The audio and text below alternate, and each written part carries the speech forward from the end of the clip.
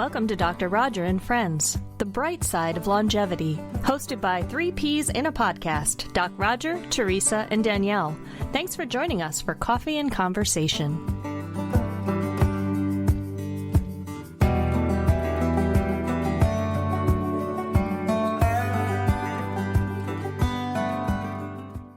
Dr. Terry Barnett wants you to live like you're dying. With a doctorate in ministry, Dr. Barnett is an expert in end of life, and his research and experience show that America is getting it wrong. He is taking on our death-phobic culture with his 3 key secrets to dying well, which also happen to be the 3 key secrets to living well. His mission is to help people enjoy the benefits of a good life while living, end fear and anxiety about death, and in the last moments know that it was a life well lived. Dr. Barnett lights the way.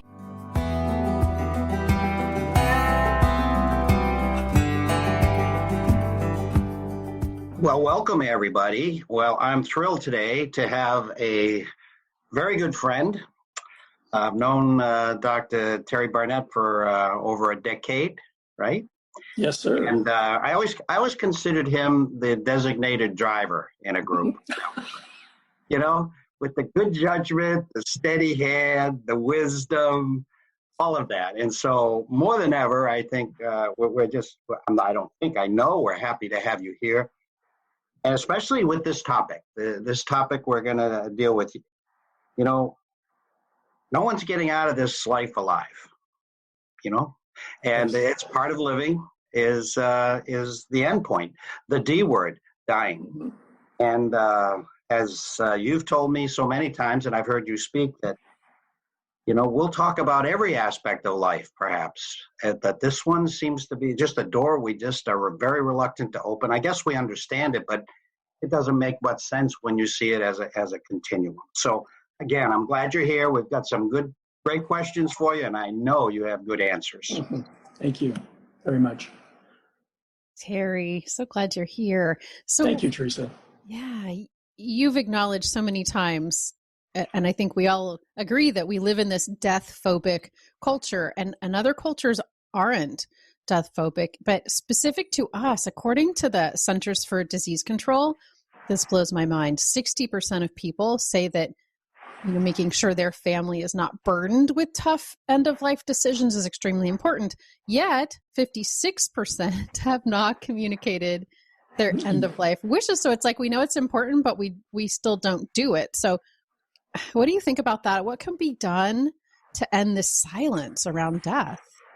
Teresa, that's a great question. And actually, I love those numbers because you're right. Although in the research I just finished, they're actually higher now. Yeah, amazingly, yes. But what do we do about this issue? You know, we celebrate everything otherwise in our relational dynamics, in our families, and in our life. Our birthdays many times are celebrated, our birth is celebrated, you know, anniversaries are celebrated, and so on and so on. But we seldom think about death. You know, we have celebrations in terms of celebration of life and so on after someone passes away to show our love and our, you know, concern and so on. But prior to that point, we aren't talking about this topic very often, very much. Not in our families, not sitting around the table. You know, we talk about it, the voices, you know, are getting louder because we have palliative care, we have hospice organizations, and they're all dealing with, you know, this final season of life for everyone. But in terms of our family structures and how we live our lives, it's not a topic that we talk about very often in our culture. And you're right, in other cultures, it's much more free to talk about. It isn't taboo. But interestingly, in our culture, we just don't bring it up much. And we need to. We should, because it's a very important moment in someone's life, obviously, the end of their life. And how they face it, and how they enter into it, and how they have talked with their family members, and vice versa, makes all the difference in the world in terms of how that individual will pass away from this life. Meaning, how are they going to feel inside? Are they going to have a sense of peace and a sense of readiness to make the transition or not? Now, at the end of the day, dying is hard. It's not, it's just a difficult process. And a lot of things make it more difficult than maybe it has to be. But if we don't work towards making sure everyone in our sphere of influence and the people that we love and care about understand what we want, then things can break down real fast once the process begins and that person is facing their last number of months, weeks of their life. So the silence, you think, is part fear and part it's just uncomfortable to bring it up? Yeah, it's just more to it. Well, not really. I mean, there's a lot of ancillary issues going on at this time of life for everyone. Pain management, the processing of a disease or continuation of it, if that's what's happening. I'm not really talking about accidental death. When that happens, it's sudden, and that's a little different, although we can be prepared for that as well, and we may talk about that. But approaching your death in terms of an illness, then we generally have time, to go through the processes that need to be accomplished to have a good death, meaning that we have a death that we are ready for as much as we can be. I'm not advocating that, oh my gosh, if I do all these few things, then, I'm not going to have any troubles at all. I'm not going to worry about anything. It's just going to be just simple.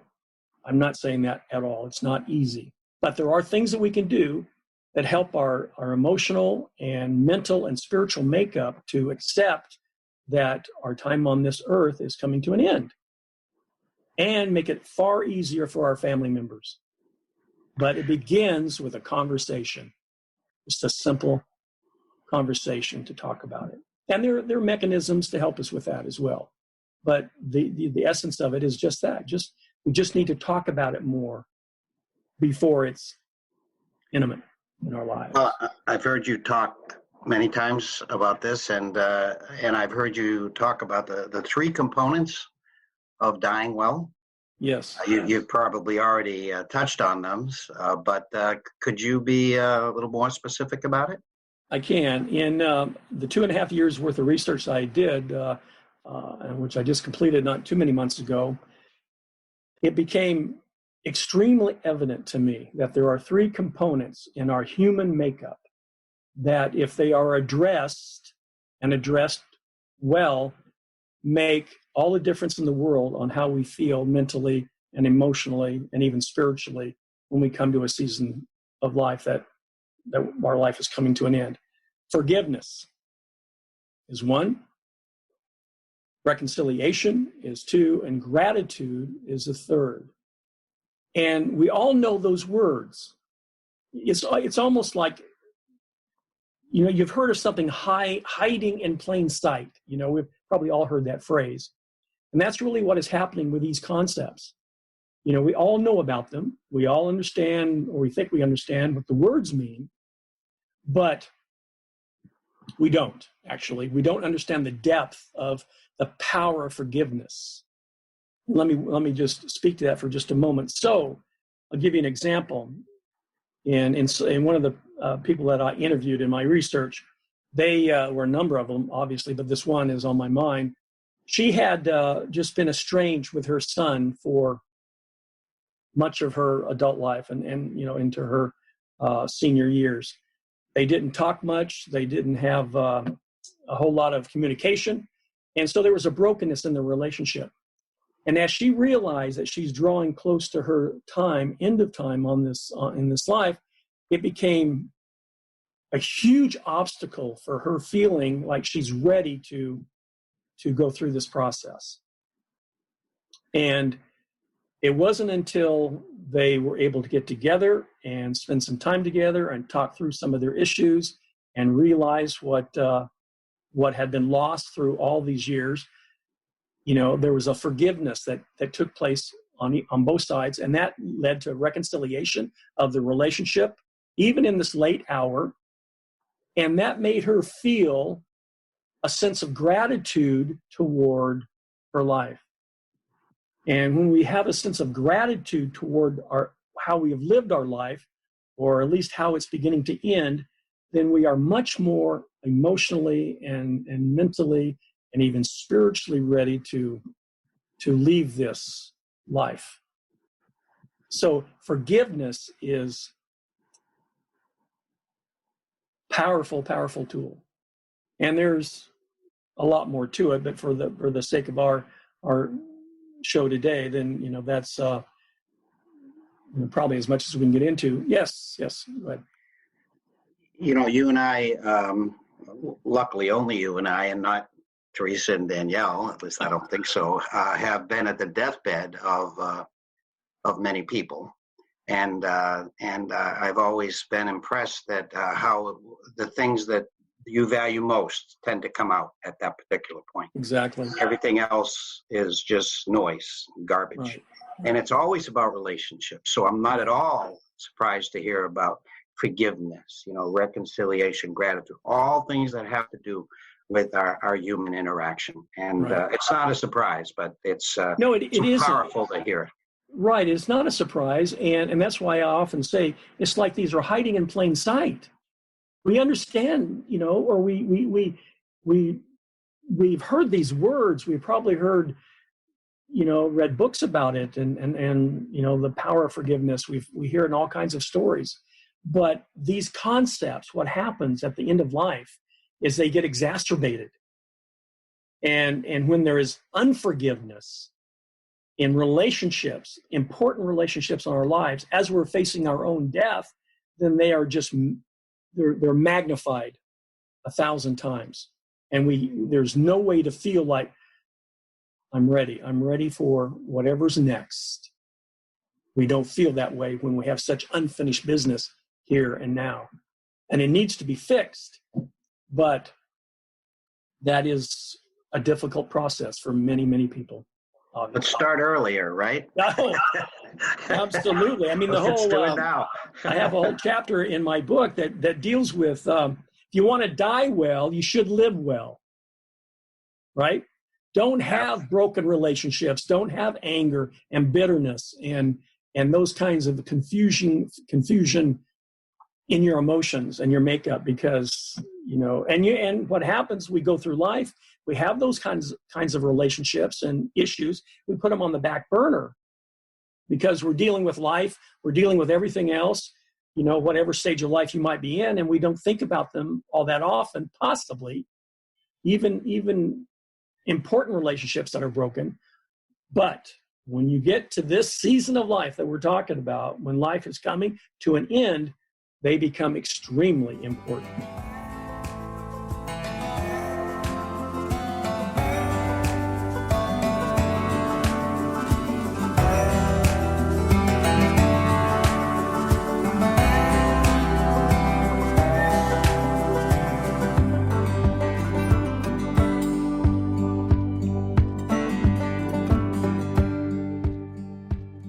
So you mentioned the unfinished business, and you gave us some very specific examples. Have you met with people who have high anxiety from some other issues, or is it always these three, or do you find other things come up? No, and I don't want to make it too simple, Danielle. Thank you. There's a lot of ancillary issues when you're facing, the last season of your life. Pain management is huge. If pain is not controlled, it's hard to deal with anything else, as you can imagine. So that's part of this process. And there's medication management and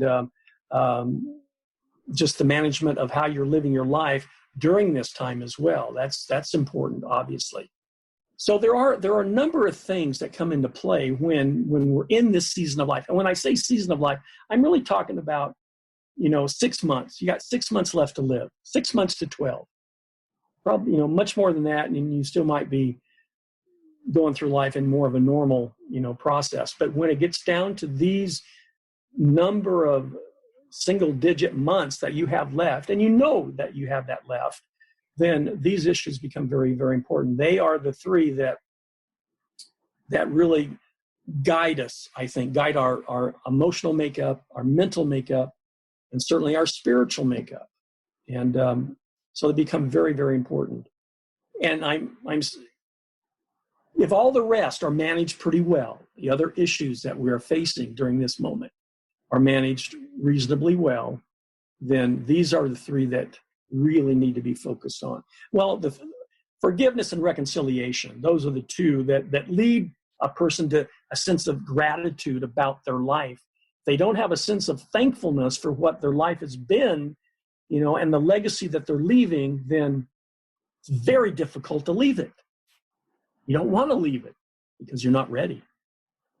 Yeah, that's powerful, powerful. And to be able to be at someone's bedside takes courage. Not everybody can do that. So I'm curious how it's changed you as a person, like from going through these experiences. It's done a couple of things, Danielle. One, it's made me very aware of my own mortality. When my mother became sick about 13 years ago or so now, she had a double mastectomy over about a 10-year period of time, and the cancer came back, and it wasn't, without minimizing it, it was the most extraordinary experience I think I've ever had in terms of bedside moments.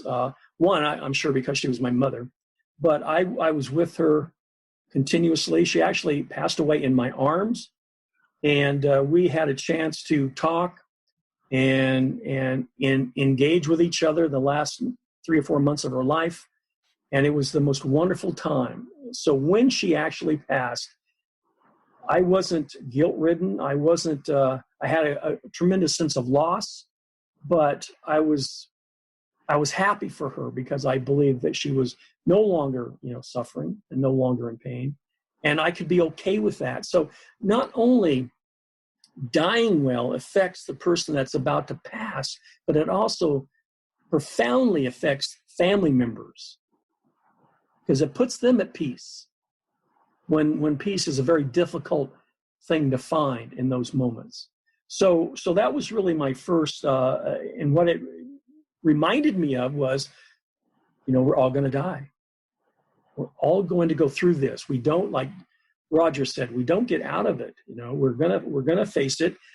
And I think it was at that moment probably that I determined to myself that I wanted to face it well. Well, Terry, I'm sorry. Go right ahead. So I didn't want a lot of broken relationships in my life. I didn't want to have a lot of anger and bitterness about my failures or my, any other things that maybe didn't go my way. That's just kind of life. But it has a lot to do with how we look at it. And sometimes it takes a conscious effort to look at it. Maybe something happened over here that set me back and I didn't like it and it was a miserable experience, but I don't have to live there. I can move forward and maybe, just maybe, with enough time, I might learn something from that experience as well. So it has a lot to do with how we are willing to face moving forward in our life. And that usually will develop a sense of gratitude about life. If these other things are in, in the way they should be in one's life. Well, you've been alluding to this, but with all the suffering and all the things that one must face as one is approaching the end of their life, there's the family that is also facing huge things. Family, friends, the surrounding. Teresa knows this very well. She is a coach, and she has a great number of widows that she coaches, and so she's learning more every day. She gets smarter every day. Danielle too. I'll tell you, and so I do by osmosis.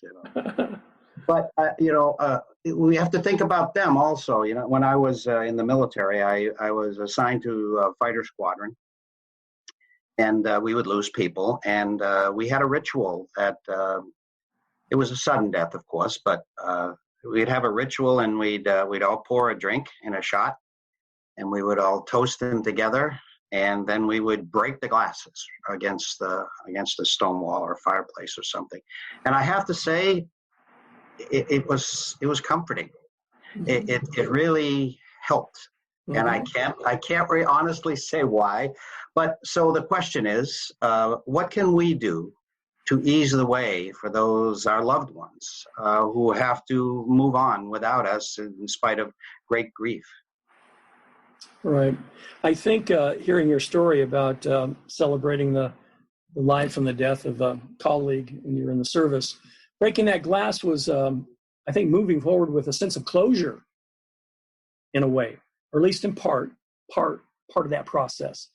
And that's very important. And if you, the more peace there is surrounding this process for everyone, whether it's the person that is terminally ill and is going to pass away, or the family, friends, whoever's important in the relationship, if they don't find a way to capture a sense of closure, then, everything stays in turmoil. It's very, very difficult, and there is no peace. And the people left behind have to struggle with, I wish I had done this. I wish I'd have said this. I feel terrible about myself because I didn't, do this better. Let me give you a personal example, if I may. I'll make it quick. For about 10 years, I carried, and this is a long time ago now, but a deep sense of guilt and shame in my life because of the way my father passed away. Now, I shared with you how my mother passed away, and it was an amazing moment, even in the midst of death. My father, however, was just the opposite. I was a younger man at the time, and I had just finished my studies at Oregon State, and I was moving to Hawaii, and I was so wrapped up in that, in my self-centeredness about the excitement of that I did something very, very badly. And what I did was this. My father had a stroke on vacation with my mother in Portland, Oregon, or in that region. And he spent a number of days in the VA hospital up there and had to be released from there. So I brought him down here to skilled nursing in Visalia, actually, town in California. And because I was so wrapped up in myself, when I got into this facility, I took him, and I remember clearly he was in a wheelchair, walked him into the front doors, and they, of course, opened up, and I met a receptionist, and I think someone then came out from a nurse or CNA or someone, and they took him, and they just wheeled him off. And I'm not even sure I said, I must have, God help me, I must have said goodbye, but I can't remember. But I basically just turned around and walked out the door and went on with my life, because the next day I was moving to Hawaii. And you know what happens, right? You can see this coming. 6 months, he dies. He dies there. I wasn't there. I didn't see him. I didn't see him through that whole time. And for the next 10 years, at least, I was just absolutely the worst son that I could imagine. And I was so ashamed of myself. And so how we end our relationships matters. It matters deeply. And maybe you won't think it's going to matter at the moment. But if you're the one left behind, you give it enough time, and I can almost assure you at some point it's going to matter to you. And you're going to wish that you had done things differently if you could have. So it sounds like forgiveness includes oneself. Oh, others. Absolutely, Teresa. That's a whole nother aspect of it. Yes. Forgiveness runs in a lot of different directions. It runs to other people from us. It runs back to us from other people. It runs to ourselves. We forgive ourselves. We have to forgive ourselves. And then if you're a person of faith, there's God's forgiveness. So this forgiveness concept is very, very important. Well, this is powerful indeed. Words to live, die, and grieve by. Indeed. It touches all of us, Terry, and we're so deeply grateful for you being here. Want you to hurry up and finish that book. I know that takes a long time, and it's a journey, but we're all going to be waiting for it. But I know that more people would love to hear you speak, and I think we should facilitate that, huh, Danielle?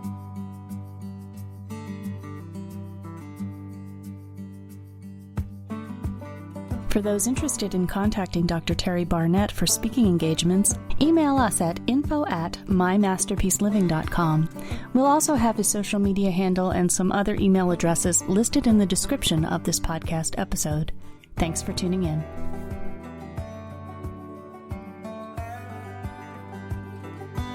You've been listening to Dr. Roger and Friends, The Bright Side of Longevity. If you like the show, please rate and review, and be sure to click to follow.